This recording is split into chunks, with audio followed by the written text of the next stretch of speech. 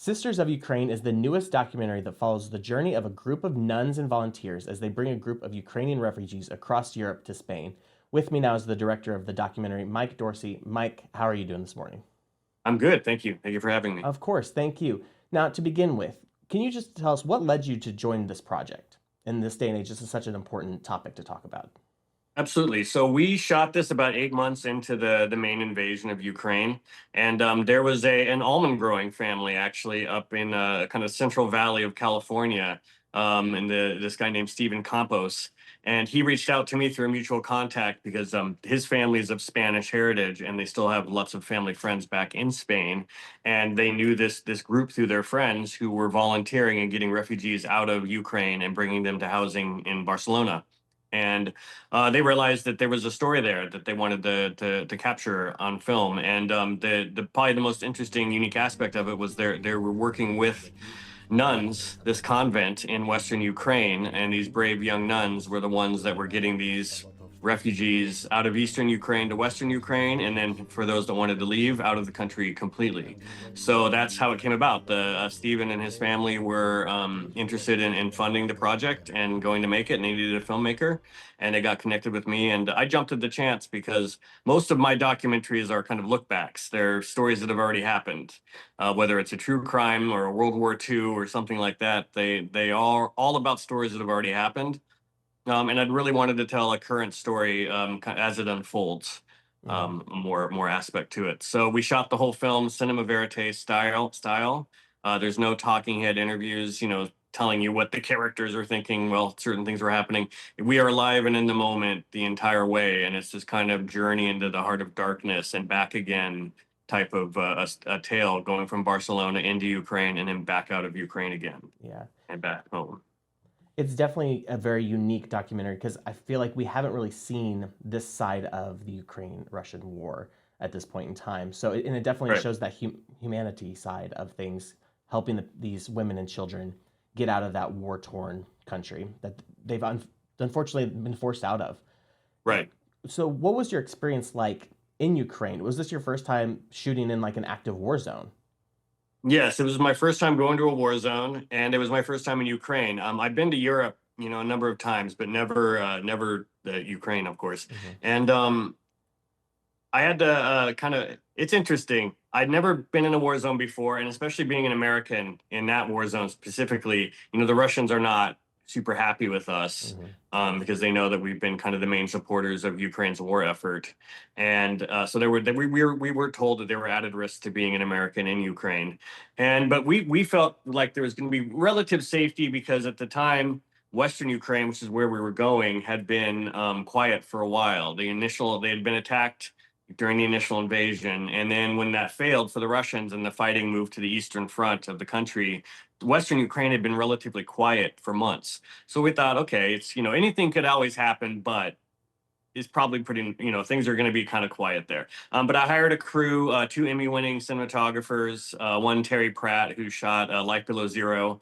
for Nat Geo. So I know he's been in extreme environments. Jacopo Campaiola was the other Emmy winner. He had just done a film on cartels for Showtime, Wow. on the border with Hmm. Mexico. So I know, he's out there with, Kevlar vests on and stuff. I'm like, okay, I know he's up for a challenge. And then even our sound guy, this guy named Brian Curley, who I've worked with a bunch. He's done Naked and Afraid, and has been in, I think, in Vietnam and Colombia, in the jungle shooting that. So I'm like, okay, all these guys they're going to be okay with the fact we're not going to be staying in a nice hotel. We're going to be, sleeping on the floor of a convent for days, Hmm. and with always the potential that we could come under attack while we're there.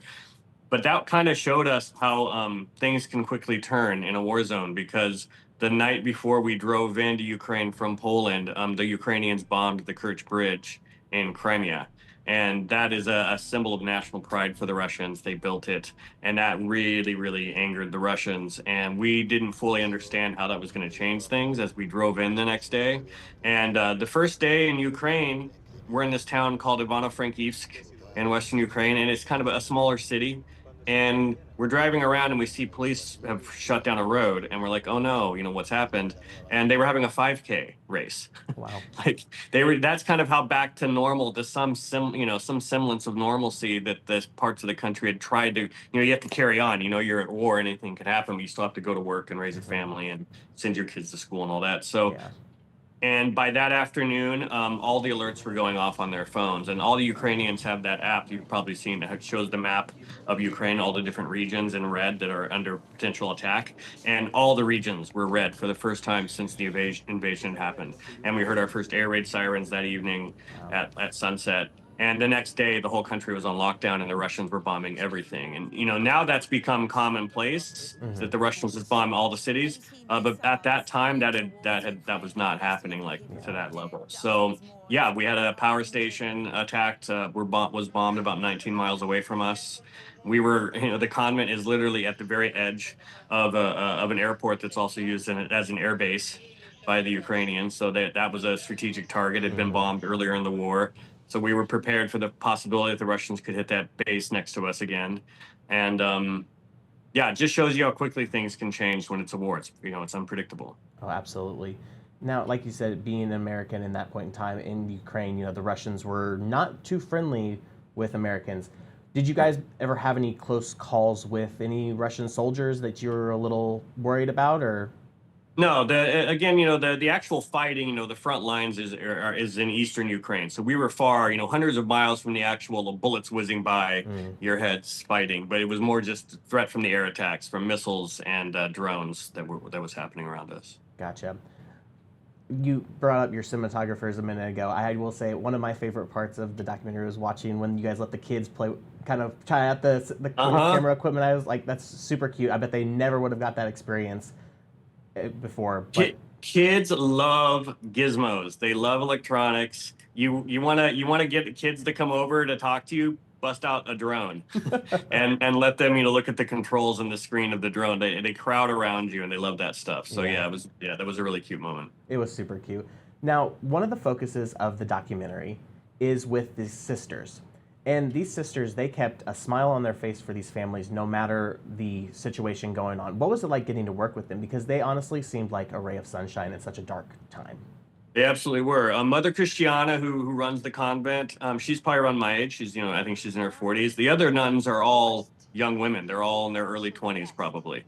So kind of still bright-eyed and optimistic, I would say, about the world. Their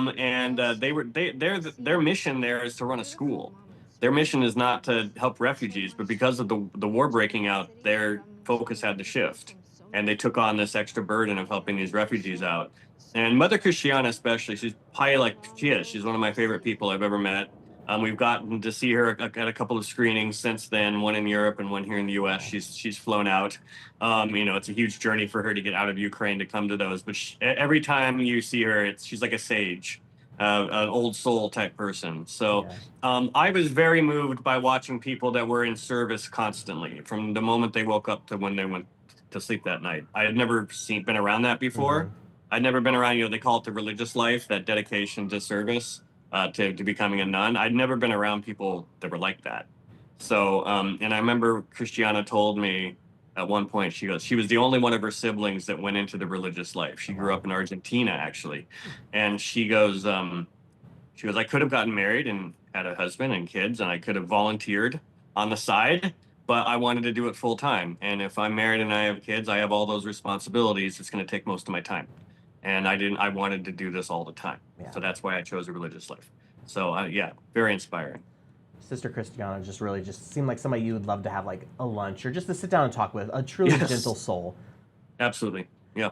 Now, also with the sisters, you got to talk with these families that were being forced out of their home. What was it like getting to connect one-on-one with them in such a dark time? Because a lot of them were relatively young families with young kids. So to be forced out of your homeland, I can only imagine what was going through their minds at that point in time. Lots of young mothers, a couple of babies or toddler aged kids, leaving their husbands behind because the men are out of a certain age group range aren't allowed to leave the country because they may be needed. If they aren't already fighting, they might get drafted, so they're not allowed to leave. You have people that are leaving the country for the first time. I would say most of them probably had never been outside of Ukraine before, never seen the ocean before. Oh, wow. And now they're in Barcelona with a view of the Mediterranean. You just imagine going thousands of miles away from the only home you've ever known, leaving your entire rest of your extended family behind, leaving your spouse behind, and escaping with your kid and completely on your own, and throwing yourself completely at the into the hands of an aid group that you hope keeps their promises and takes care of you, and you don't really know what you're getting into. And this group, the NGO Actio Familiar Barcelona, they are really incredible. And I wanted to stay in the housing where they were. It was so beautiful and peaceful. So yeah, it was just watching them leave their country for the first time, and tears as they're driving out of their country, and not knowing when they're going to come back, because of course the end of the war is uncertain, Yeah. and planning to come back. But I think quite a few of them have opted to just stay in Spain, and may never go back. Honestly, they Yeah. might just decide, I'm going to live here now. Spain's a beautiful place to live, so Yeah. I will say, as you guys got out of Ukraine and you crossed that border, it was a really beautiful, touching moment to see the kids getting to run around in that beautiful green grass. Just they have that weight lifted off their shoulders, the families. They know that they're safe at this point.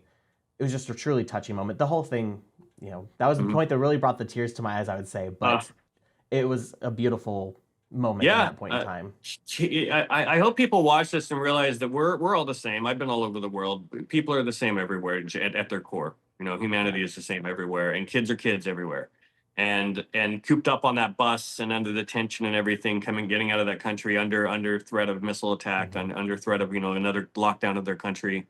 The minute we get across that border, I remember we pulled off. It was a truck stop at the park, and we pulled off. And I remember coming down the steps, and already the kids were running, like all that pent up kid energy running around the park. And my cinematographers were already out there, like immediately, like, get out there and grab that footage of them running around. Yeah.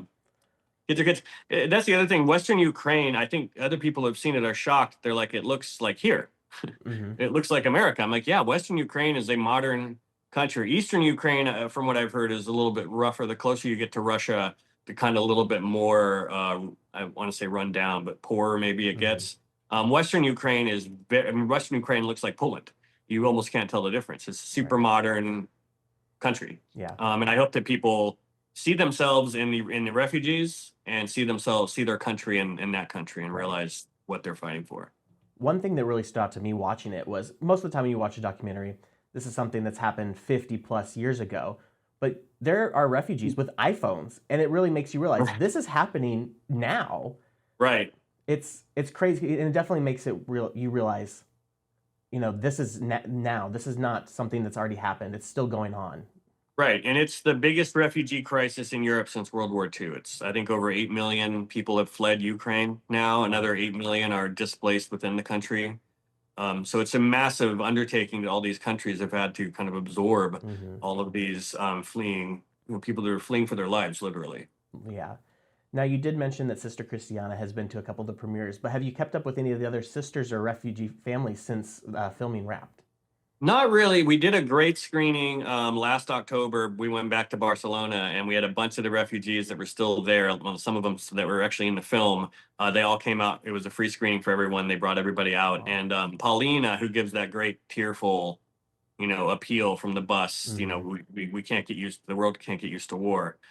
She's kind of settled there in Spain now. Outside, she's in the mountains now, and has started a life. And I think she is a trained psychiatrist. Oh, wow. That's what she does for a living. So I think she was going to start working as a psychiatrist for these aid groups, because obviously a lot of these refugees coming out need mental health help. And she's settled, but she came out, and it was really great to see her. It had been a couple of years. And I was nervous about how people are going to react to seeing themselves portrayed. Yeah. It's funny, Christiana is actually very shy, and you think a nun is just going to be kind of, I don't know what the word would be, but just kind of not care maybe, because whatever. But the whole scene when she's parking the car and she says, "Men in cars make me nervous." When she saw that for the first time, she was sitting next to me, and she kind of hit my shoulder, and she went.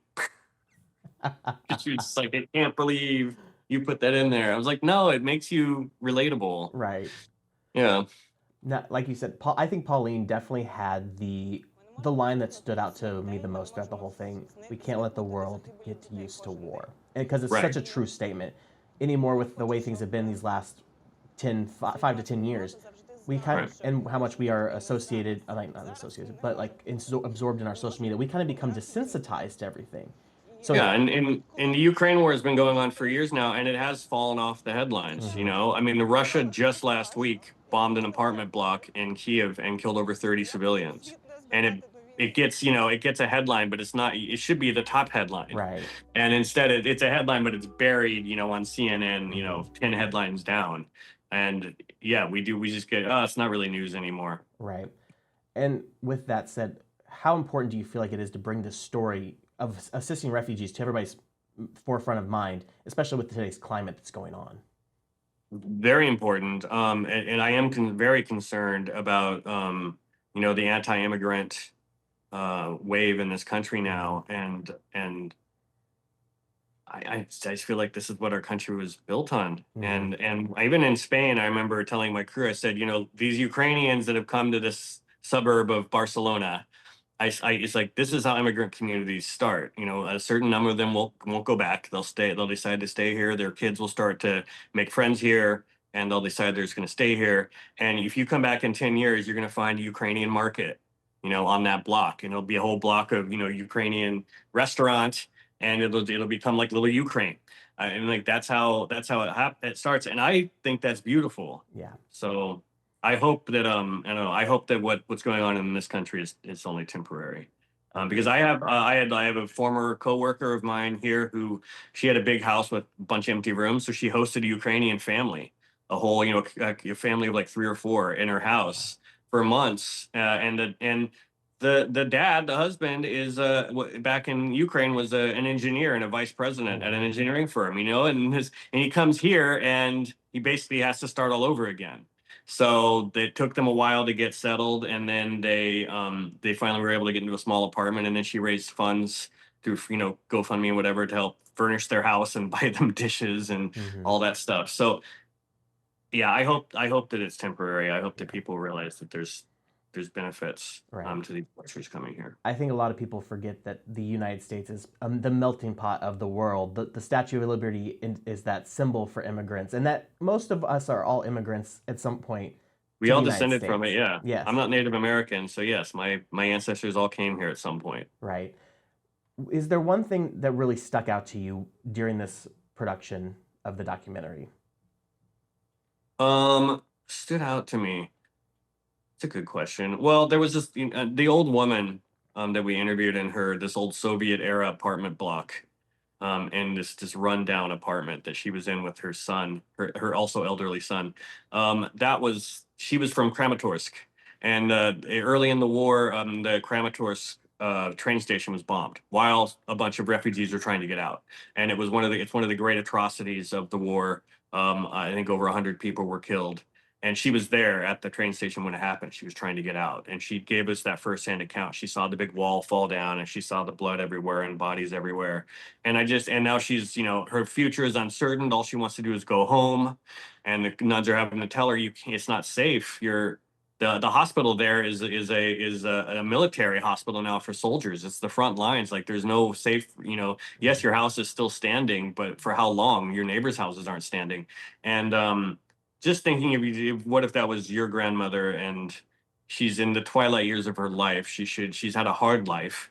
If you're that age in Ukraine, you lived through the Soviet era. Some of the probably born during the war years, potentially.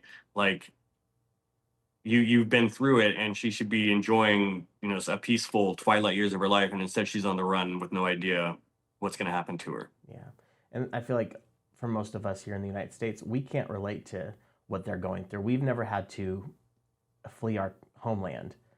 And Right. that's what makes this documentary so important for people to watch is it helps you relate to those people and know what they're going through. Yeah. Before we wrap up, is there anything that you'd like to share with the audience as they watch the documentary? Yeah, it's really a call to action. There are NGOs and nonprofit groups everywhere, all over the U.S. There are aid organizations in pretty much in any town or city in the U.S. There is an aid group helping Ukrainian refugees right now, and you can help, and they need your help, and it's a worthy cause. So that's probably the message I would leave is hopefully you get engaged and you get online and Google your town and Ukraine aid, and you'll probably find a group of people that are sending aid packages or are helping feed and house people, Ukrainian refugees here. Reach out and help. A great message to leave off on. Sisters of Ukraine is out now on DVD and video on demand. Mike, thank you so much for talking with me this morning and bringing this to everybody's forefront. Thank you for having me.